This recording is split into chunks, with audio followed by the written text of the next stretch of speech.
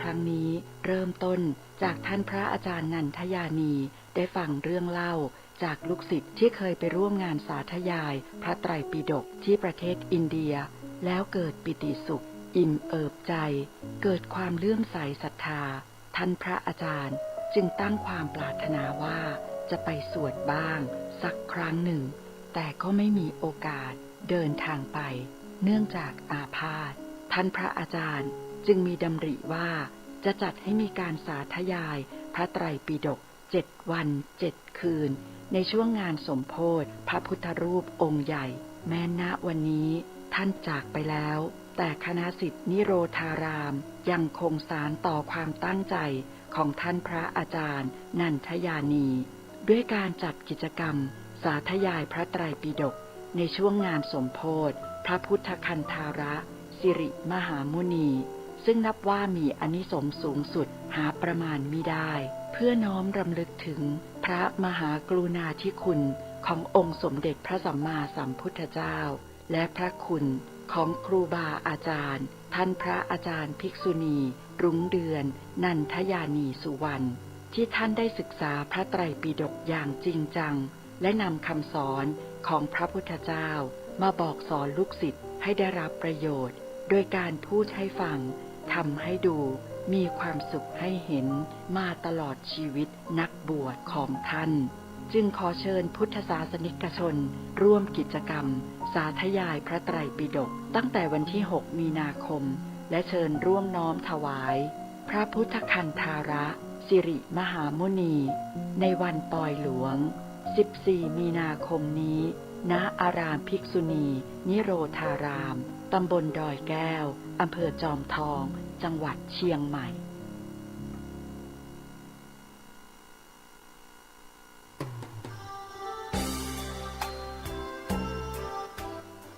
ข่าวสารเพื่อการประชาสัมพันธ์ขอเชิญชวนผู้ใจบุญใจกุศลทั้งหลาย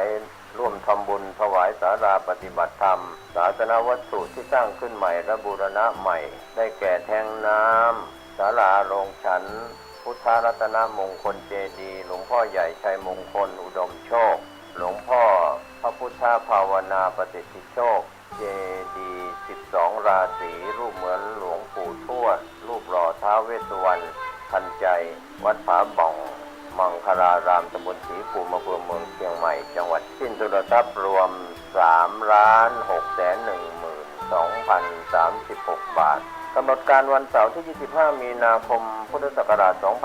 2566 นิมนต์พระมหาเถรานุเถระจำนวน 87 รูปทำพิธีทักษิณานุปทานกิจอุทิศส่วนบุญส่วนกุศลถวายแด่ตัดดวงวิญญาณอดีตท่านเจ้าอาวาสที่มรณภาพไปแล้วอุทิศถึงจิตตดวงวิญญาณญาติพี่น้องผู้มีอุปการะคุณของคณะศรัทธาทุกท่านที่มาร่วมทำบุญรับเป็นเจ้าภาพปัจจัยถวายพระสงฆ์ในพิธีทำบุญทักษิณานุปทานกิจแบ่งพระสงฆ์ทำพิธี3 รอบละ30 รูปรอบที่ 1เวลา 13:30 นาทีรอบที่ 2เวลา 14:30 นาทีพิธีมหาพุทธาภิเษกพระพุทธรูปหลวงพ่อพระพุทธเมตตาพระพุทธาภิมงคลผลตองแสนหาบนวิหารหลวงพ่อใหญ่ชัยมงคลอุดมโชคลานวัดหลวงพ่อพระพุทธภาวนาปฏิสิทธิโชคบนศาลาหลังใหม่พระพุทธรูปทุกองค์ที่ประดิษฐานอยู่ในวัดผาบ่องพระพุทธรัตนมงคลเจดีย์รูปเหมือนหลวงปู่ทวดนักบุญแห่งแดนใต้รูปเหมือนครูบาเจ้าศรีวิชัยนักบุญแห่งล้านนารูปหล่อท้าวเวสสุวรรณทันใจเวลา 18 นาฬิกา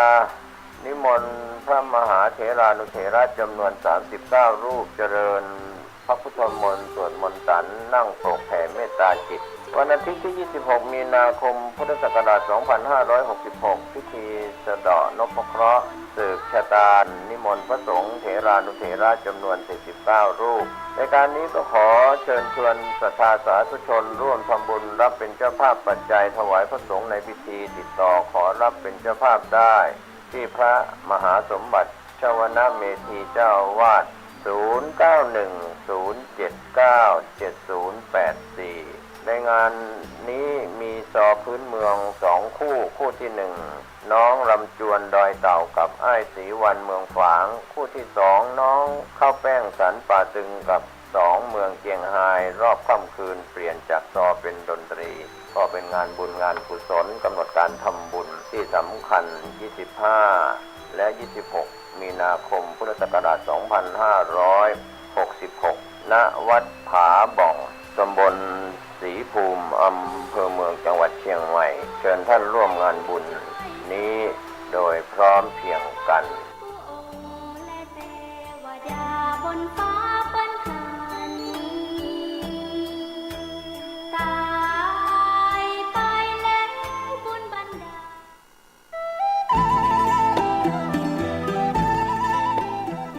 ข่าวสารเพื่อการประชาสัมพันธ์ขอเชิญชวนผู้ใจบุญร่วมสร้างทางสู่สวรรค์ตามรอยแห่งเท้ามัคควาน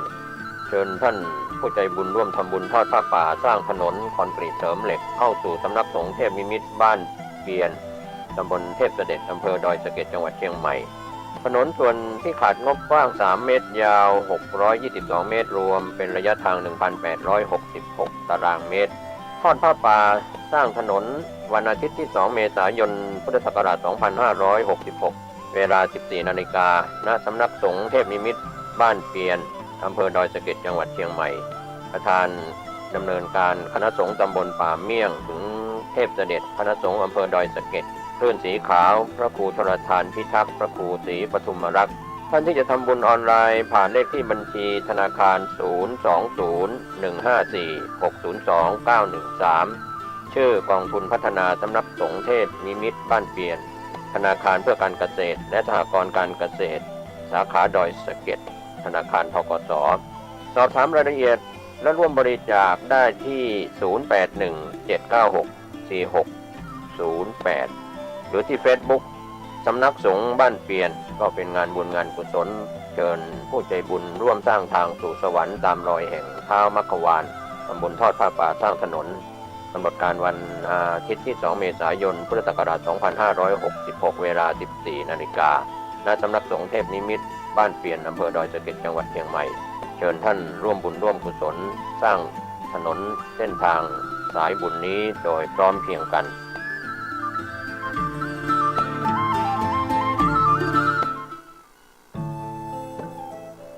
ท่านกำลังติดตามรับฟังสถานีวิทยุกระจายเสียงพระพุทธศาสนาแห่งชาติและสังคมคลื่นเพื่อการศึกษาพระพุทธศาสนาและวัฒนธรรมระบบ FM 104.5 เมกะเฮิรตซ์รายการต่อไปเป็นรายการคดีโลกคดีธรรม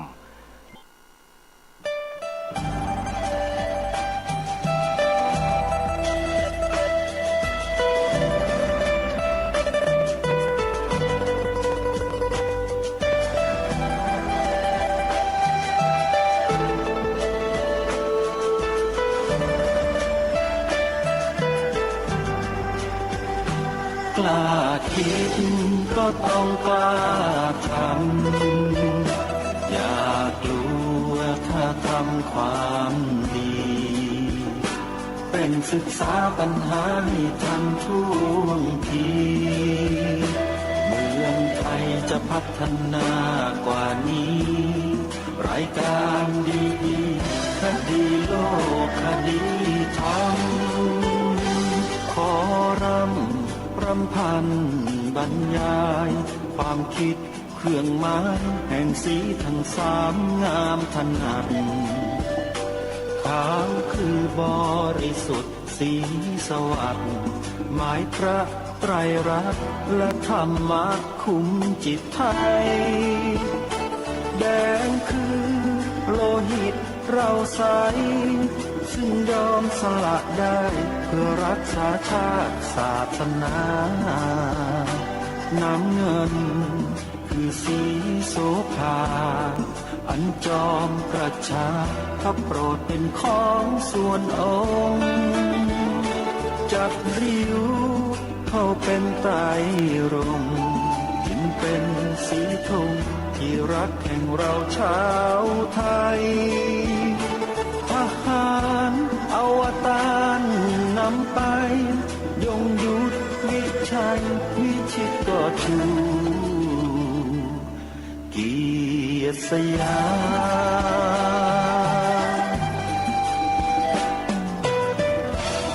ประเทศไทยที่เจริญมั่นคงมาได้จนถึงทุกวันนี้มิได้เกิดขึ้นจากความหวาดกลัวอย่างคลาดเขลาแต่บรรพบุรุษไทยของเราทุกยุคทุกสมัยล้วนแต่มีความกล้าหาญและชาญฉลาดปกป้องเอกราชสร้างชาติให้เกิดความมั่นคงโดยมีธงแห่งพระไตรรัตน์เป็นเครื่องนำชัยจึงเป็นที่มาที่ไปของรายการคดีโลกคดีธรรมกล้าคิดก็ต้องกล้าทำอย่ากลัวถ้าทำความดีเป็นศึกษาปัญหาให้ทันท่วงทีเมืองไทยจะพัฒนากว่านี้รายการดีๆคดีโลกคดีธรรมรายการดีๆคดีโลกคดีธรรม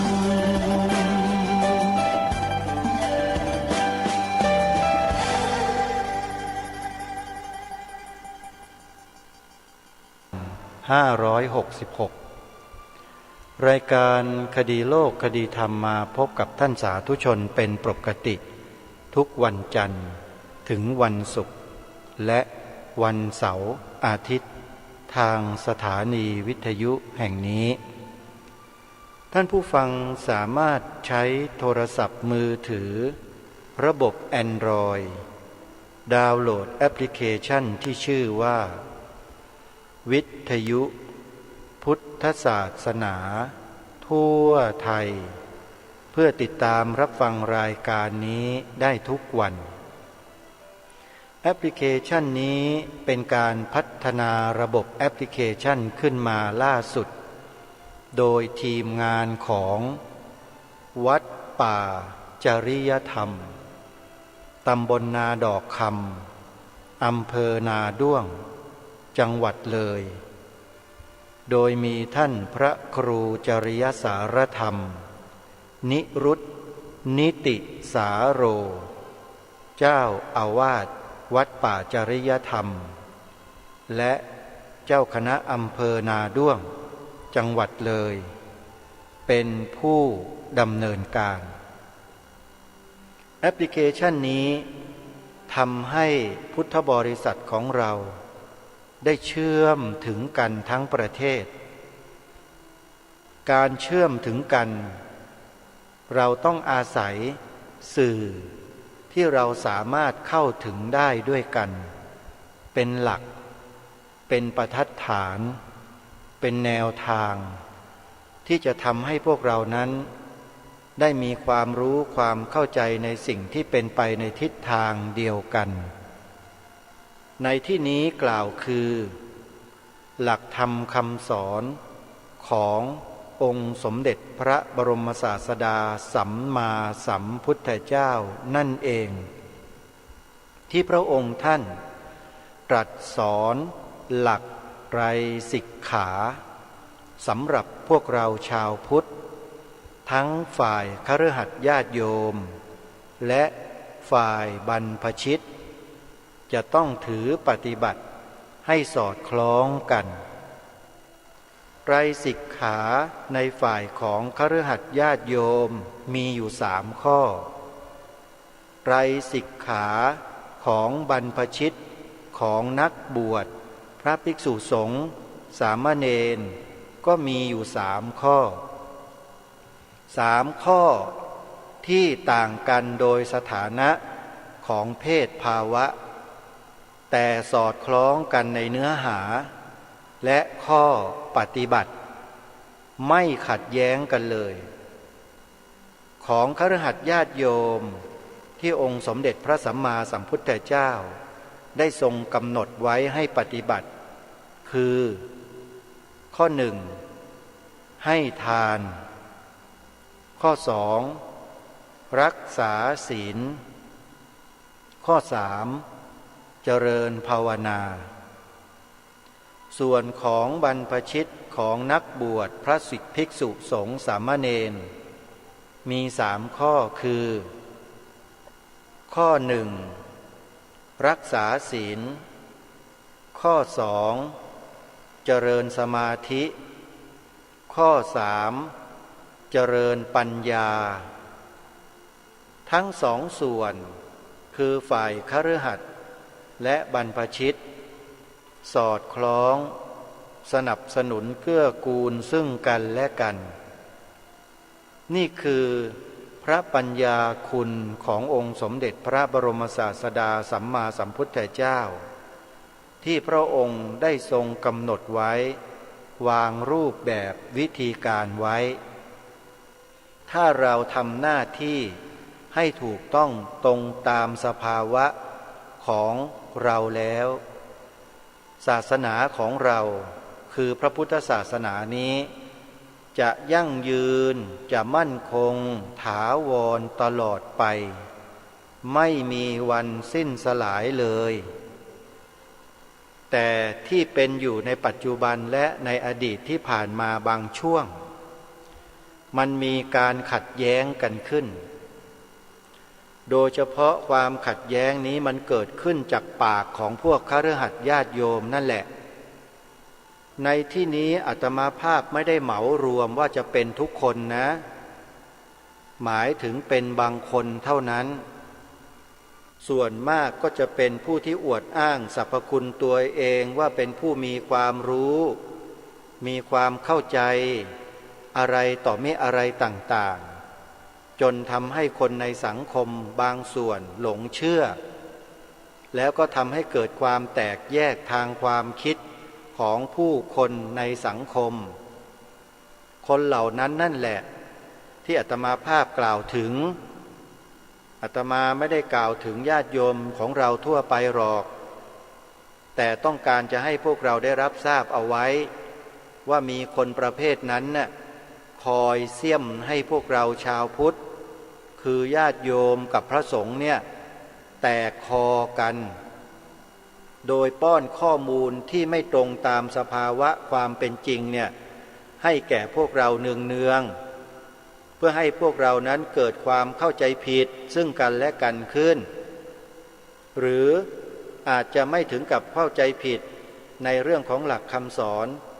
แต่นำเสนอแต่สิ่งที่ไม่ดีของพระสงฆ์ออกสื่อเป็นประจำทุกวี่ทุกวันตะบันออกกันอยู่ทุกวันนี้มันก็ออกอยู่นำเอาข่าวเอาอะไรของพระที่ไม่ดีเนี่ยมาออกอยู่ตลอดเลยสื่อเหล่านี้แหละอาตมาภาพถือว่าเป็นสื่อแห่งการทำลายความศรัทธาของประชาชนพวกเราที่ไม่รู้ไม่เข้าใจก็ติดตามดูชมฟังบางคนก็หลงเชื่อบางคนก็คล้อยตามสื่อเหล่านั้นพอหลงเชื่อพอคล้อยตามสื่อเหล่านั้นก็เกิดอาการในใจขึ้นมาที่ไม่พึงประสงค์คือเกลียดพระสงฆ์ขึ้นมาไม่พอใจพระสงฆ์เกิดปฏิฆะต่อพระสงฆ์ขึ้นมาโดยไม่เลือกหน้าไม่เลือกตาคนที่คิดแบบนี้มีนะที่เป็นแบบนี้มีอยู่ถามว่าที่เกิดแบบนี้เป็นแบบนี้เนี่ยมันเป็นความเสียหายไหมเสียหายสิญาติโยมเคยคิดเคยศรัทธาเคยอะไรดีๆกับพระสงฆ์อยู่พอดูข่าวไอ้ที่พวกสื่อแมลงวันนำเสนออยู่ทุกวันก็เกิดความรังเกียจขึ้นมามันเสียหายนี่ไงคือมันเสื่อมศรัทธาความเสื่อมศรัทธามันเกิดขึ้นมันเกิดจากอะไรเกิดจากการนำเสนอของสื่อแมลงวัน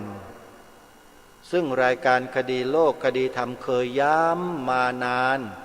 เคยบอกมาโดยตลอดว่าให้ระวังนะการเสพการบริโภคสื่อในยุคปัจจุบันนี้ต้องระวังให้มากให้ตั้งสติให้มีสัมปชัญญะให้ใช้สมาธิใช้ปัญญาให้มากๆหน่อยนะเพราะสื่อทุกวันนี้เป็นสื่อที่เป็นมิจฉาทิฏฐิกันโดยมากสื่อที่เป็นสัมมาทิฏฐิไม่ค่อยมีเวลาเสพเวลาบริโภคต้องระมัดระวังกันให้มากอย่าเสพกันเพลินจนกระทั่งกลายเป็นติดเชื้อในกระแสจิต อาการติดเชื้อในกระแสจิตจากการเสพการบริโภคสื่อแมลงวันก็อย่างที่บอกเมื่อสักครู่นี้คือเสื่อมศรัทธาเกิดปฏิฆะ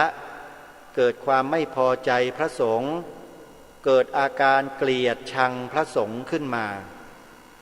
เวลาไปเห็นพระสงฆ์ที่ไหนก็ตามซึ่งไม่ใช่รูปเดียวกับที่เขานำเสนอในสื่อหรอกแต่เกิดความตะหงิดตะหวงใจขึ้นมาคือไม่สบายใจ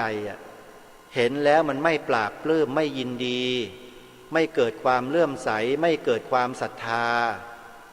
นั่นแหละคืออาการติดเชื้อในกระแสจิตเรียบร้อย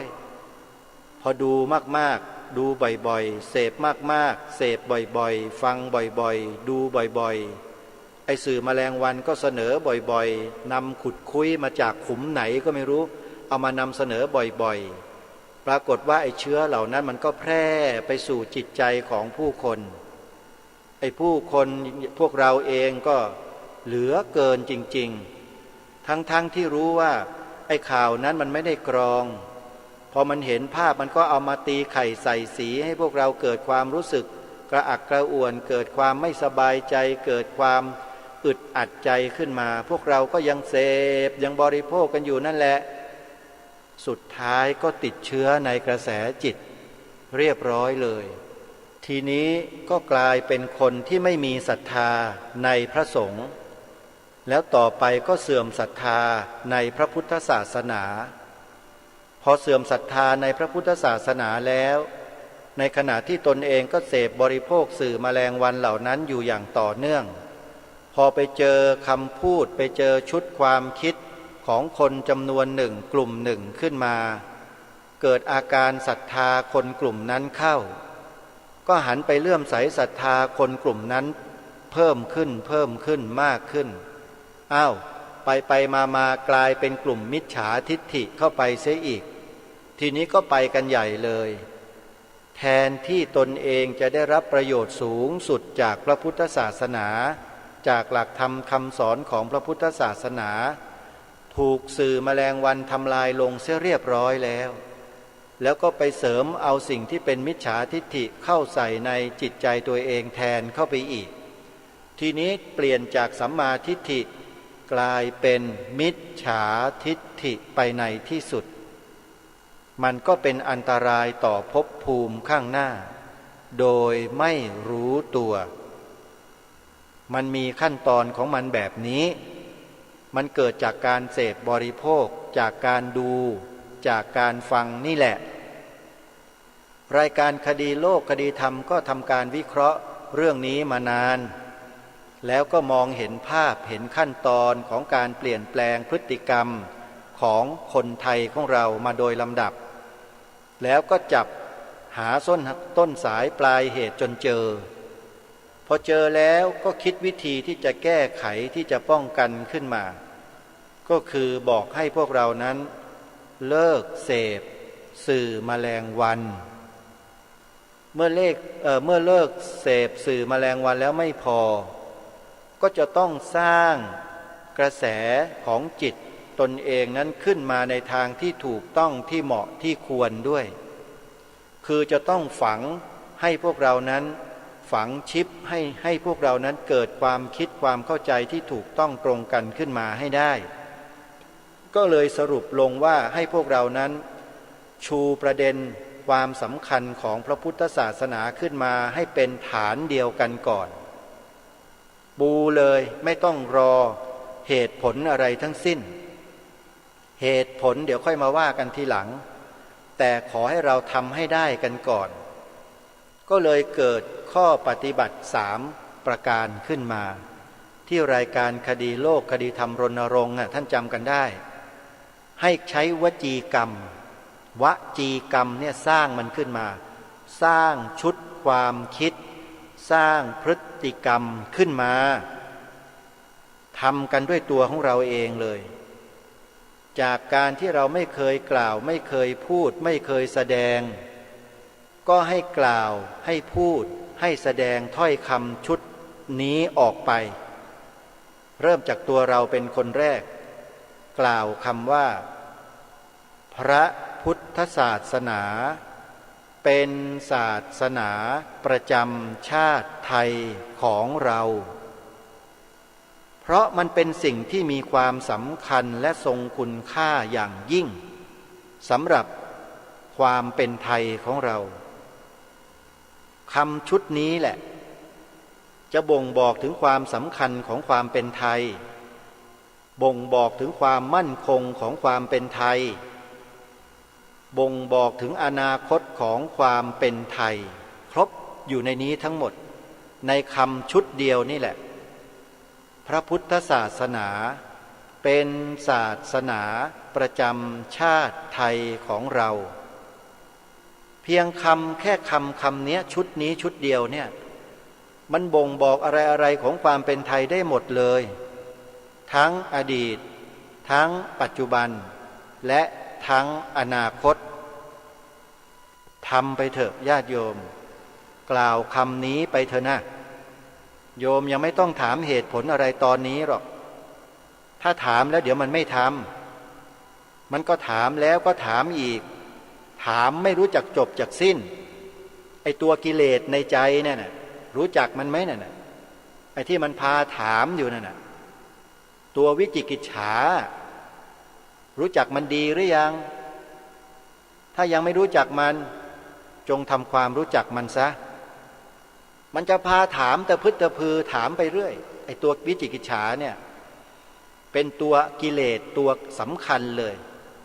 มันอยู่ในนิวรณ์ห้าและอยู่ในตัวที่ห้าเลยนิวรณ์ห้ามีอะไรบ้างกามฉันทานิวรณ์พยาปาทานิวรณ์อุทธัจจะกุกุจจานิวรณ์ถีนมิทธะนิวรณ์และไอตัวฉกาจเลยคือวิจิกิจฉานิวรณ์นิวรณ์แปลว่าเครื่องกั้นอะไรนิวรณ์ห้าเนี่ยกั้นคุณงามความดีเพราะฉะนั้นสิ่งที่รายการคดีโลกคดีธรรมให้เราทำนั้นทำเพื่อส่งเสริมคุณงามความดีพิทักษ์คุณงามความดีปกป้องคุณงามความดีส่งเสริมคุณงามความดีแค่เพียงกล่าววจีกรรมว่าพระพุทธศาสนาเป็นศาสนาประจำชาติไทยของเราเพียงเท่านี้แหละเป็นการปกป้องส่งเสริมพิทักษ์คุ้มครองคุณงามความดีไว้แบบเบ็ดเสร็จหมดทุกอย่างเลยเพราะคุณงามความดีทั้งหมดทั้งสิ้นมีอยู่ในพระพุทธศาสนารายการคดีโลกคดีธรรมจึงให้กล่าวคำนี้ไงพระพุทธศาสนาเป็นศาสนาประจำชาติไทยของเรานั่นหมายความว่าอะไรหมายความว่าให้พวกเราคนไทยทุกคนเนี่ยประกาศคุณงามความดีของประเทศไทยของเราให้โลกได้รู้จักให้โลกได้เห็นความสำคัญในข้อนี้นี่แหละคือสิ่งที่ทางรายการย้ำมาโดยตลอดว่าให้กล่าวพระพุทธศาสนาเป็นศาสนาประจำชาติไทยของเราให้ออกมาจากวาจาให้เป็นวจีกรรมเมื่อเป็นวจีกรรมมันจะคือการสร้างมหากุศลขึ้นในจิตกล่าวครั้งหนึ่งกุศลจิตก็เกิดขึ้นในใจครั้งหนึ่งบุญก็เกิดขึ้นในใจครั้งหนึ่งกล่าวสองครั้งบุญกุศลก็เกิดขึ้นในใจสอง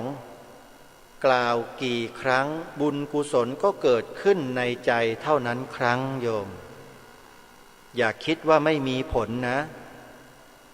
นี่คือวจีกรรมที่เราสร้างขึ้นมาสร้างให้ต่อเนื่องสร้างให้ตลอดเพราะ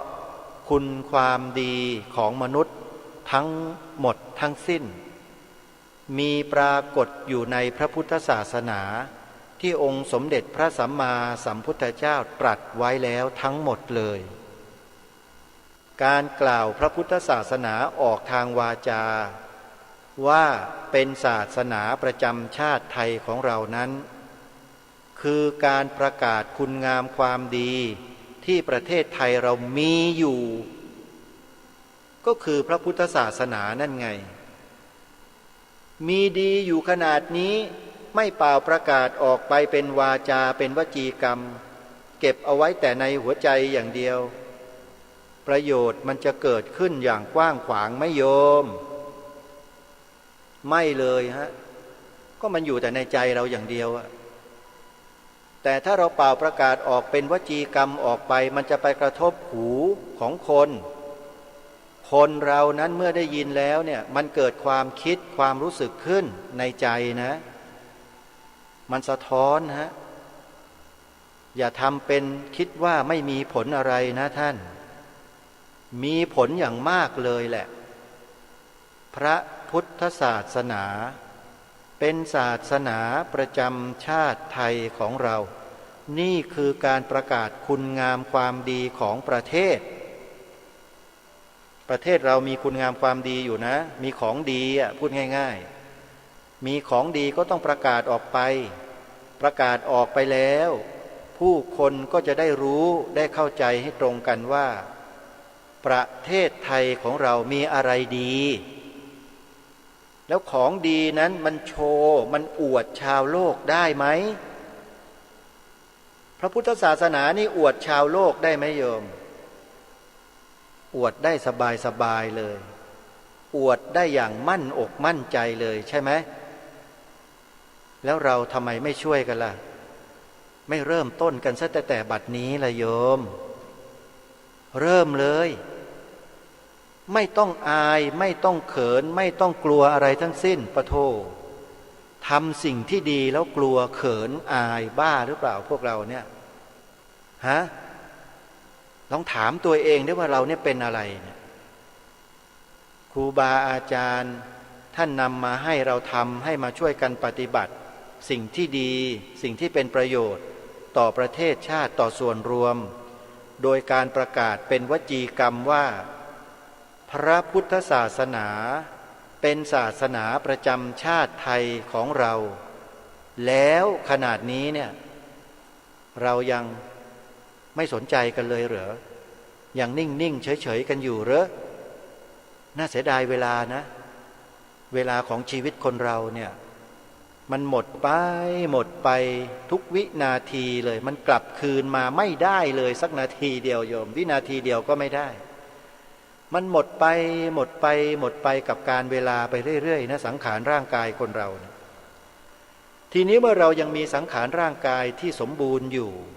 มีสติปัญญามีความสามารถ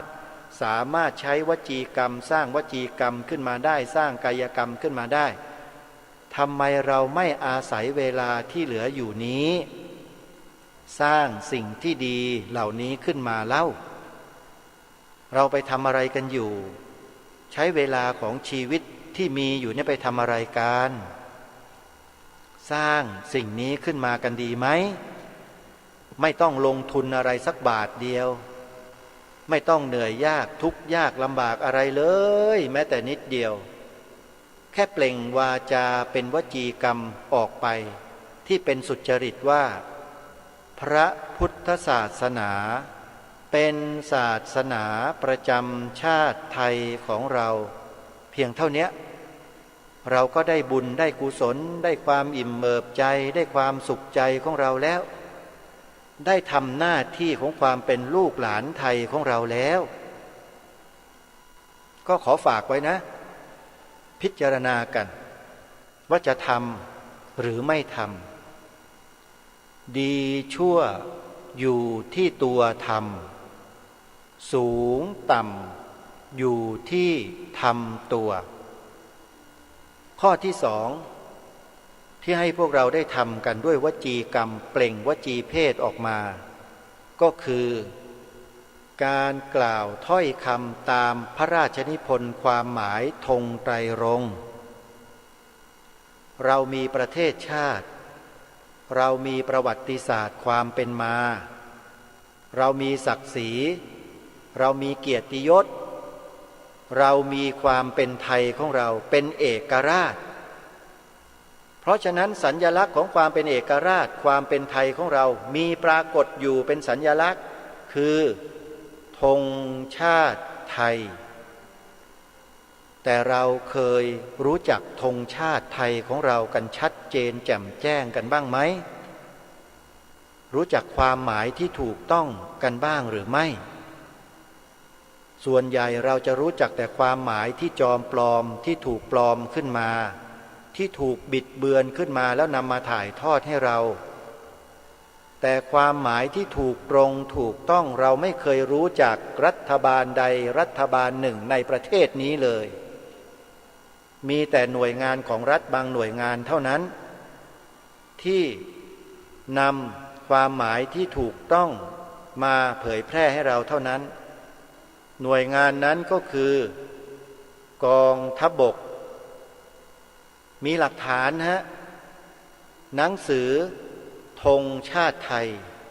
ของกองทัพบกจัดพิมพ์เผยแพร่จำนวนแค่ 5,000 เล่มเมื่อปีพระพุทธศักราช 2551 หลักฐานอยู่ในมือของอาตมาเนี่ยมีอยู่แค่หน่วยงานเดียวในประเทศนี้และมีหน่วยงานภาคเอกชนอยู่หน่วยงานเดียวที่เผยแพร่คือพิพิธภัณฑ์ธงชาติไทยอยู่ในซอยลาดพร้าว 43 นั่นคือหน่วยงานเอกชนและที่เป็นพระสงฆ์ที่เผยแพร่เรื่องความหมายธงไตรรงค์อยู่ในปัจจุบันก็มีอยู่รูปเดียวในประเทศไทยคือพระครูประหลัดนรงฤทธิ์อุปรักขิโตนามสกุลทองแม้นนี่แหละที่กำลังพูดอยู่เนี่ยมีรูปเดียวนี่แหละโยมแต่ต่อไปจะมีมากกว่านี้จะเพิ่มขึ้นเยอะกว่านี้ถ้าหากพระสงฆ์เหล่านั้นและชาวพุทธคนไทยเหล่านั้นเข้าใจทุกวันนี้ก็ยังไม่เข้าใจกันจึงไม่ค่อยที่จะเผยแพร่สิ่งนี้เท่าไหร่ถามว่าที่ไม่เข้าใจเพราะอะไรเพราะขาดองค์ความรู้บางอย่างและเข้าไม่ถึงจริงไหมองค์ความรู้นั้นขาดและความเข้าถึงมันก็เลยขาดเพราะความรู้ความเข้าถึงไม่มีจิตสำนึกมันก็ไม่เกิดจิตสำนึกไม่เกิดอุดมการณ์มันก็ไม่มีแม้แต่นิดเดียวในการที่จะทำหน้าที่นี่แหละคือสาเหตุของมันทีนี้จะทำยังไงให้มันเกิดล่ะ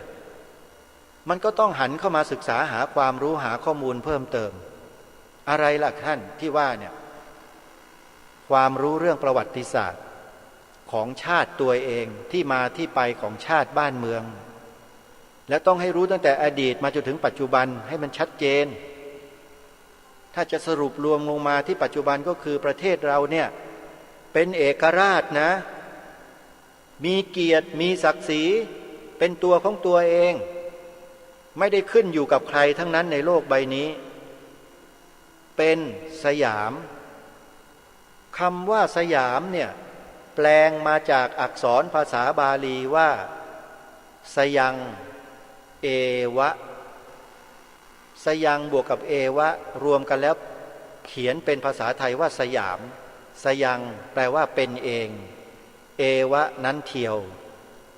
เป็นเองทีเดียวเลยแหละไม่ได้ขึ้นอยู่กับใครทั้งนั้นไม่ได้ไปเป็นทาสของใครเขาเลยคือสร้างขึ้นมาด้วยตัวของตัวเองเรียกว่าสยามแล้วตอนหลังพอเปลี่ยนแปลงการปกครองก็มาเปลี่ยนจากสยามเป็นประเทศไทยไทยแลนด์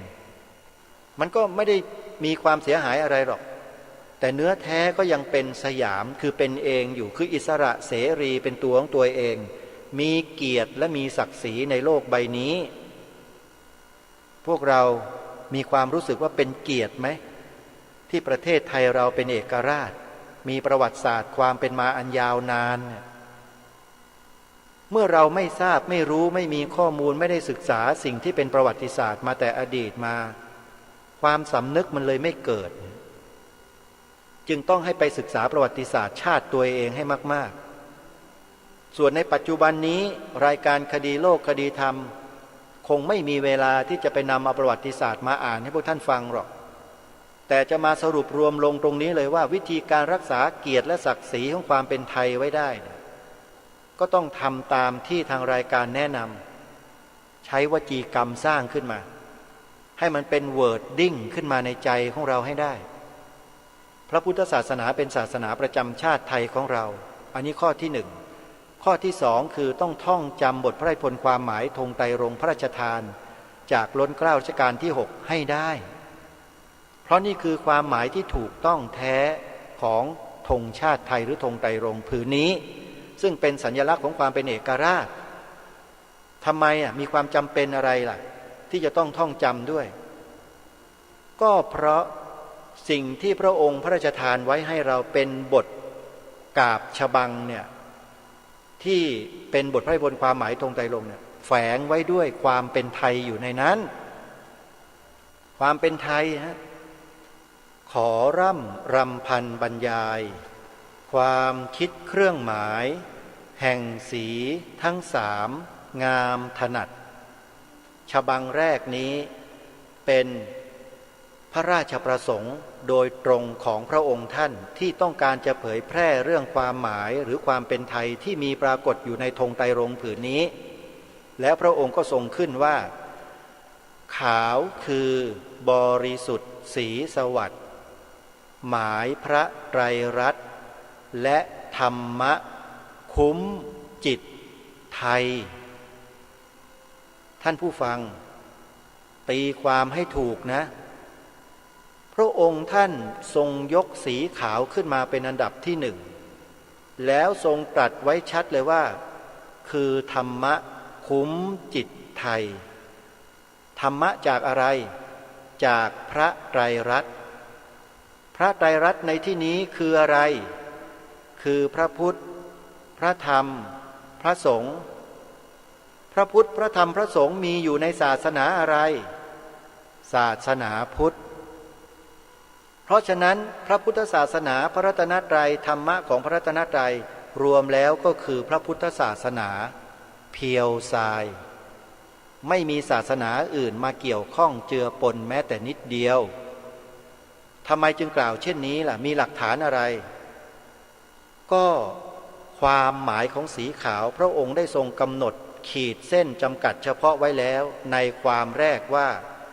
ขาวคือบริสุทธิ์สีสวัสดิ์เห็นหรือยังทรงกำกับไว้ตั้งแต่ต้นเลยว่าคือความบริสุทธิ์สีสวัสดิ์เพียวทรายบริสุทธิ์ไม่มีสิ่งเจือปนนะฮะและพระองค์ก็ทรงยกพระรัตนตรัยขึ้นมาธรรมะคุ้มจิตไทยคือประเทศไทยที่ถูกคุ้มครองอยู่คือด้วยธรรมะในพระพุทธศาสนาแล้วอย่างนี้จะแปลความจะตีความสีขาวในธงชาติไทยเป็นอื่นนอกจากพระพุทธศาสนาได้ไหมไม่ได้เลยแล้วคนที่ตีความเป็นอื่นอยู่ทุกวันนี้หมายถึงอะไรหมายความว่าอะไรก็คือบิดเบือนต้องการจะทำลายจะคิดเป็นอื่นไปไม่ได้เลยฮะคุณกำลังจะทำลายความหมายที่บริสุทธิ์ของสีขาวในธงชาติเพราะฉะนั้นญาติโยมสาธุชนพุทธบริษัทคนไทยพี่น้องคนไทยทั้งปวงทั้งสิ้นถ้าเราจะตีความหมายสีขาวในธงชาติไทยให้ถูกต้องบริสุทธิ์ผุดผ่องต้องตีความตามพระราชนิพนธ์ของล้นเกล้ารัชกาลที่6ที่พระองค์พระราชทานไว้ให้เท่านั้นใครอื่นไปตีความเป็นความหมายอย่างอื่นไปเจือปนด้วยสิ่งอื่นผิดหมดเลยมีใครกล้าไหมที่จะมายืนยันเหมือนอย่างที่รายการคดีโลกคดีธรรมยืนยันอยู่มีไหมฮะหน่วยงานของภาครัฐหน่วยงานไหนกล้ายืนยันแบบนี้บ้างไหมถามความกล้าของพวกท่านหน่อยที่เข้าไปกินเงินเดือนภาษีประชาชนที่เป็นชาวพุทธอยู่90กว่า%ไม่ว่าจะเป็นกองทัพทั้ง3เหล่าทัพไม่ว่าจะเป็นตำรวจไม่ว่าจะเป็นพลเรือนข้าราชการฝ่ายการเมืองการปกครองทั้งหลายทั้งปวงกล้ากันไหมล่ะรายการนี้จึงท้าทายพวกท่านให้ยืนหยัดอยู่บนความถูกต้องนี้มาโดยตลอด ท่านกล้าไหมที่จะยืนหยัดอยู่บนความถูกต้องในข้อนี้ขององค์พระมหากษัตริย์ของเราจงรักภักดีจริงหรือเปล่านี่คือคำถามจากรายการคดีโลกคดีธรรมที่ถามพวกท่านมาโดยตลอดในฐานะที่เป็นอดีตข้าราชการมาก่อนถึงแม้ว่าจะเป็นระยะสั้นๆก็ตามแต่ได้รับการปลูกฝังมาอย่างลึกซึ้งอย่างมั่นคงแล้วก็ไม่เคยหวั่นไหวใดๆทั้งสิ้นกับความรู้อันนี้ที่จะถูกลบล้างไปจากใครที่ไหนอย่างไรไม่กลัวเลยเพราะสิ่งนี้เป็นสิ่งที่เป็นความจริงเป็นความถูกต้องที่เป็นอยู่และมีอยู่แล้วในบ้านเมืองอาตมาไม่ได้ไปหยิบยกของประเทศอื่นศาสนาอื่นที่ไหนมาเหมือนกับคนอื่นๆที่กำลังทำความผิดอยู่ทุกวันนี้ไปบิดเบือนของพระองค์ท่านอยู่ซึ่งเรื่องนี้อาตมาภาพได้พูดให้สัมภาษณ์ผู้อำนวยการพิพิธภัณฑ์ธงชาติไทยไว้แล้วญาติโยมไปดูใน TikTok ไปดูในเรียลก็ได้ใน Facebook โดยเฉพาะใน YouTube เนี่ยโยมไปเปิดดูได้เลยไปฟังอาตมาภาพให้สัมภาษณ์เรื่องนี้ดูสิว่าอาตมาได้พูดถึงคนที่กระทำการบิดเบือนความหมายพระราชทานธงไตรรงค์ของพระองค์ท่านไว้อย่างไรเข้าไปดูใน YouTube นะพิมพ์คำว่าบิดเบือนธงชาติย้ำเรื่องนี้บ่อยๆต้องย้ำให้บ่อยๆย้ำให้ตลอดคนที่มีแก่นสารสาระที่มีหัวจิตหัวใจแห่งความจงรักภักดีที่แท้จริงมีหัวจิตหัวใจแห่งความเป็นลูกหลานคนไทยที่แท้จริงเขาจะรับสิ่งนี้ไปอย่างไม่มีข้อสงสัยตรงกันข้ามคนที่ไม่มีสำนึกไม่มีสัจจะไม่มีความศรัทธามีความมั่นคงต่อบรรพชนของตนเองต่อความเป็นไทยของตนเองก็จะบิดเบือนและพูดทำลายสิ่งนี้ไปตรงกันข้ามแค่นี้แหละที่รายการคดีโลกคดีธรรมต้องการจะบอกกับพวกเราท่านทั้งหลายว่าเราจะยืนอยู่บนความถูกต้องบนความเป็นเอกราชนครบนความจงรักภักดีหรือจะยืนอยู่ข้างฝ่ายศัตรูที่ทำลายพวกเราแค่นี้แหละให้พวกเราเลือกกันเองเลือกกันเลยรายการนี้มีหน้าที่นำเสนอให้ทุกคนได้พิจารณาและศึกษาหาข้อมูลตามที่ได้แจ้งได้บอกส่วนการตัดสินใจเป็นหน้าที่ของทุกคนแล้วว่าจะเป็นฝ่ายศัตรูของบ้านเมืองนี้กับบรรพบุรุษของเราหรือจะเป็นฝ่ายเดียวกับบ้านเมืองนี้กับบรรพบุรุษของเราเลือกเอาสิ่งนี้ไม่มีสิทธิ์ที่จะมาแทงกั๊กจะยืนอยู่สองฝั่งไม่ได้จะยืนอยู่ฝั่งทำลายขณะเดียวกันยืนอยู่บนฝั่งที่สร้างสรรค์ไม่ได้คุณต้องยืนอยู่ฝั่งเดียวเท่านั้นฮะอย่ามาแทงกั๊กเดี๋ยวตัดขาขาดเลยไม่เอาขออภัยนะที่พูดแบบนี้เพราะต้องการให้ความชัดเจนมันเกิดขึ้นนี่แหละคือสิ่งที่ทางรายการทำมาโดยตลอดแล้วก็ไม่เคยที่จะหวาดหวั่นกับสิ่งใดทั้งนั้นเพราะอะไรเพราะรายการนี้ทำในสิ่งที่ถูกต้องและบริสุทธิ์ผุดผ่องด้วยไม่มีการกล่าวร้ายทำร้ายใครทั้งสิ้นมีแต่จะหยิบยกความถูกต้องขึ้นมาเป็นบรรทัดฐานเป็นที่ตั้งแล้วอธิบายความให้เห็นความผิดกับความถูกว่าคืออะไรใครที่จะไปจับฉวยเอาความผิดจะเดินอยู่ข้างความผิดก็เดินไปแต่ต้องยอมรับด้วยนะว่าตัวเองนั้นผิดแล้วจะมาหาว่ารายการนี้กล่าวหาไม่ได้นะรายการนี้จะชี้หน้าด้วยว่าพวกแกทำผิดทำไม่ถูกต้องแล้วก็จะชี้ให้เห็นถึงความถูกต้องว่าเป็นอย่างไรแบบไหนยังไงก็อย่างที่รายการได้เสนอมานี่แหละชี้แจงมาทั้งหมดนี่คือข้อที่สองที่บอกให้พวกเราได้สร้างวจีกรรมชุดนี้ขึ้นกล่าวตามพระราชนิพนธ์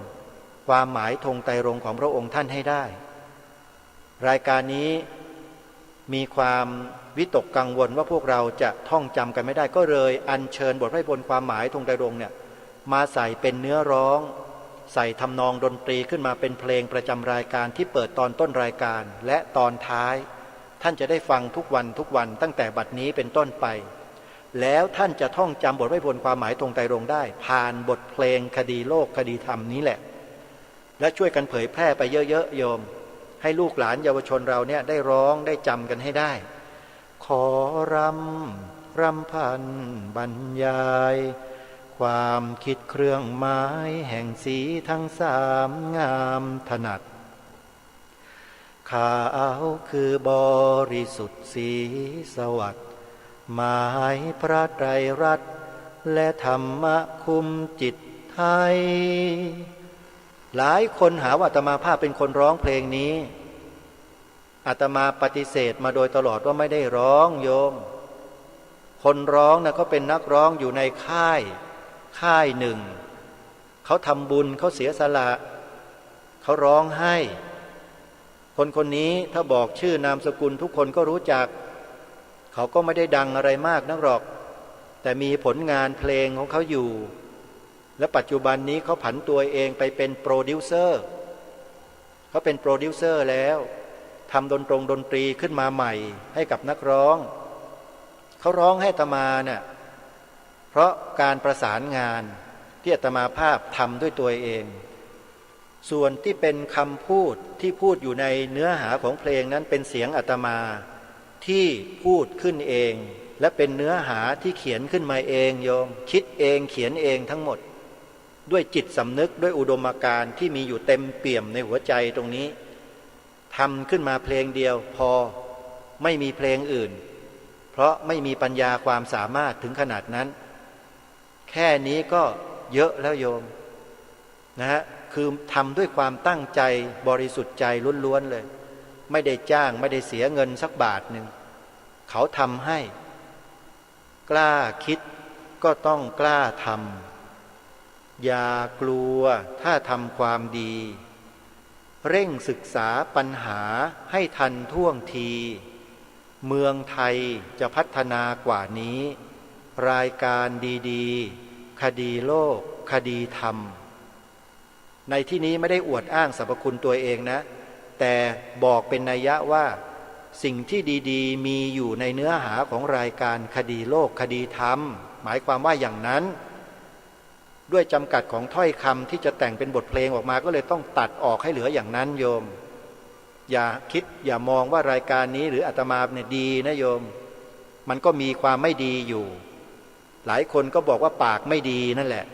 เพราะฉะนั้นอย่าบอกว่าอาตมาดีโยมปากอาตมาเป็นอย่างนี้แต่เป็นอย่างนี้เพราะอะไรล่ะก็เพราะต้องการขจัดสิ่งที่ไม่ดีนั่นแหละจึงต้องใช้ปากที่มันไม่ดีแบบนี้แหละขจัดไปเอาสิ่งดีไปขจัดได้ไหมนั่นน่ะลองไปเอาสำลีไปขจัดสิ่งที่หยาบคายหยาบโลนเหล่านู้นดูสิสนิมเกาะเครือกรังเนี่ยไปเอาสำลีไปรูปนะสนิมมันหลุดไหมนั่นน่ะมันต้องใช้สนิมด้วยกันนี่แหละไอ้ความปากไม่ดีนี่แหละโยมนะขุดมันออกทุบมันออกตีมันออกให้หมดเลยแล้วค่อยขัดสีฉวีวันกันใหม่แล้วก็พ่นสีใส่เข้าไปให้มันสวยงามนี่มันต้องแบบนี้ฮะเป็นอุปมาให้ฟังเฉยๆนะโยมไม่ได้ทำแบบนั้นหรอกนะเพราะฉะนั้นรายการคดีโลกคดีธรรมจึงจัดรายการในลักษณะเช่นนี้แหละโยมเพื่อที่จะทุบเอาสนิมในใจของคนทุกวันนี้ออกมันหนาเหลือเกินเนี่ยจริงไม่จริงก็พิจารณาตัวกันเองนะพวกสนิมหนาอาตมาไม่ได้ว่าทุกคนนะว่าเพราะเฉพาะคนที่มีสนิมหนาๆเกลอะๆอยู่ในใจเนี่ยพูดบอกอะไรเท่าไหร่ก็ไม่ฟังไม่เชื่อและแถมยังด่ากลับอีกสนิมหนาเหลือเกินนะพวกท่านเนี่ยนะไม่เป็นไรวันหนึ่งก็คิดว่าน่าจะเคาะจะทุบให้ออกมาบ้างแล้วก็หมดกันบ้างแหละก็หวังว่าวันหนึ่งจะเกิดขึ้นนะวันนั้นเอาล่ะท่านสาธุชนวันนี้เวลาของรายการหมดแล้วนะบ่นมาตลอดรายการก็อย่าเพิ่งเบื่อนะโยมนำสิ่งที่ดีๆไปสิ่งที่ไม่ดีก็เอาไว้อาตมาเดี๋ยวรีไซเคิลเองวันนี้เวลาหมดลงแล้วต้องขอสมมติยุติรายการไว้แต่เพียงเท่านี้ไว้พบกันใหม่ในวันต่อไปขอความสุขความสวัสดีในธรรมแห่งองค์สมเด็จพระบรมศาสดาสัมมาสัมพุทธเจ้าจงปรากฏเกิดมีขึ้นในจิตใจของท่านผู้ฟังทุกท่านทุกคนเทินขอเจริญพร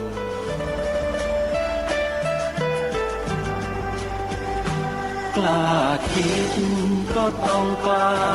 ท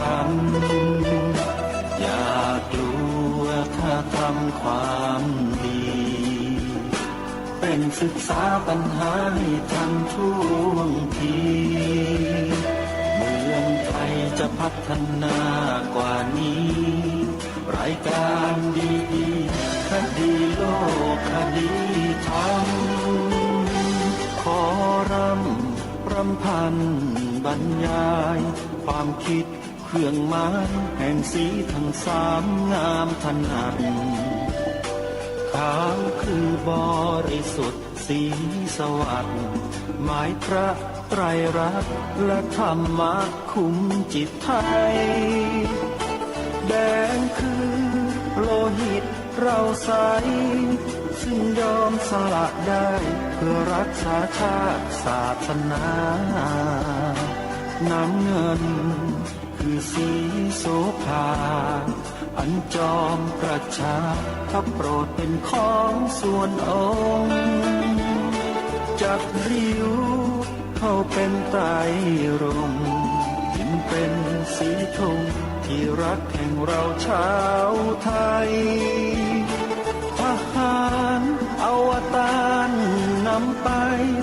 ยงยุทธวิชัยวิชิตก็ชูเกียรติสยามประเทศไทยที่เจริญมั่นคงมาได้จนถึงทุกวันนี้มิได้เกิดขึ้นจากความหวาดกลัวอย่างคลาดเขลาแต่บรรพบุรุษไทยของเราทุกยุคทุกสมัยล้วนแต่มีความกล้าหาญและชาญฉลาดปกป้องเอกราชสร้างชาติให้เกิดความมั่นคงโดยมีธงแห่งพระไตรรัตน์เป็นเครื่องนำชัยจึงเป็นที่มาที่ไปของรายการคดีโลกคดีธรรมกล้าคิดก็ต้องกล้าทำอย่ากลัวถ้าทำความดีเร่งศึกษาปัญหาให้ทันท่วงทีเมืองไทยจะพัฒนากว่านี้รายการดีๆคดีโลกคดีธรรมรายการดีๆคดีโลกคดีธรรม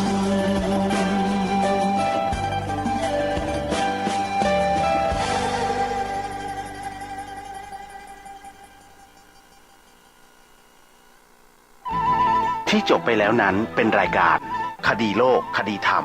ดำเนินรายการโดยพระครูปลัดณรงค์ฤทธิ์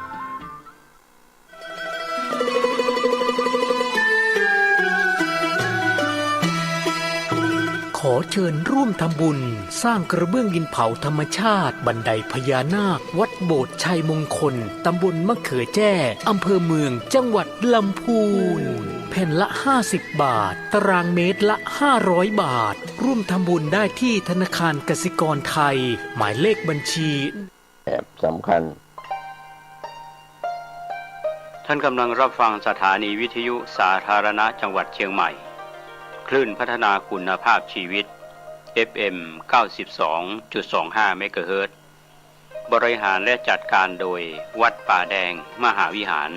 ส่งกระจายเสียงจากเลขที่71หมู่ที่14บ้านใหม่หลังมอตำบลสุเทพอำเภอเมืองจังหวัดเชียงใหม่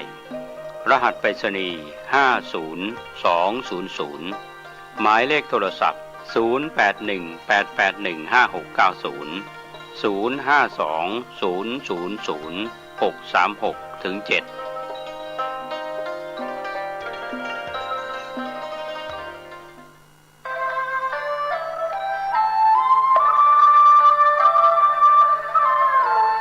ประกาศอนุโมทนา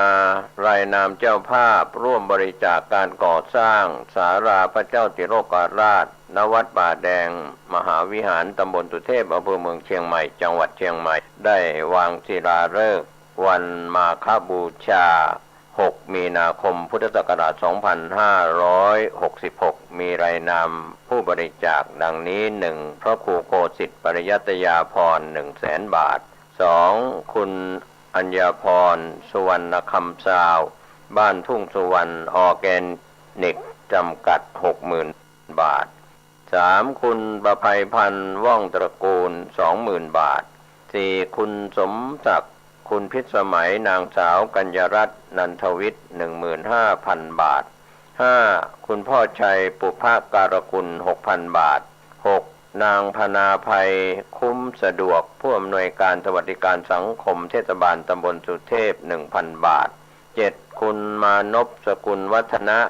11,000 บาท 8. คุณแม่เตรียมกันทาและคณะ 650 บาท 9. นายภัยรัตน์นางสุมารีชัยอิสระเสรีบ้านสันทรายหลวง 3,500 บาท 10. นายประวิตรบุญฉายนายธนากรแสงกระจ่างจังหวัดระยอง 300 บาท 11. ผู้ช่วยศาสตราจารย์ดร.สุทธิกันนางจิดาภาทิพยเกษรและครอบครัว 1,000 บาท 12. อาจารย์ปั่นนางสุภาพรอัฏฐเทพ 1,000 บาท 13. คุณพ่อชัยปุภการกุลพร้อมบุตรธิดา 2,000 บาท 14. คุณประยูนคุณสิริรักษ์และลูกหลาน 3,000 บาท 15. ดร.ส่งเสริมแสงทอง 500 บาท 16. ผู้ช่วยศาสตราจารย์ดร.สยามรัชวัฒน์ 500 บาท 17. นายเกษตรนางวิจิตรนางสาวอาภากรเพชรสำริดและนางสาวธิรมณีปิ่นยา 220 บาท 18. แม่จันจิราสุ่มใจยาและครอบครัว 100 บาท 19. แม่จันจรัสแจ่มกระจ่างและครอบครัว 100 บาท 20. แม่แสงจันทร์เขียวแก้ว 1,000 บาท 21. คุณแม่ทองเหรียญทิพย์กนก 2,000 บาท 22. นายจิรศักดิ์อาจารย์การจนาตันพรหม 500 บาท 23. นายสุรเชษฐ์ตาคำมา 500 บาท 24. แม่อนงวดีเกิดบุญมาแม่นิยมชื่นจี 500 บาท 25. นางสุมารีกาวิระนางสาวเกษณีเมืองเจริญ 260 บาท 26. นางสุวรรณาบัวคำ 100 บาท 27. นางสงวนชัยปินและลูกหลาน 110 บาท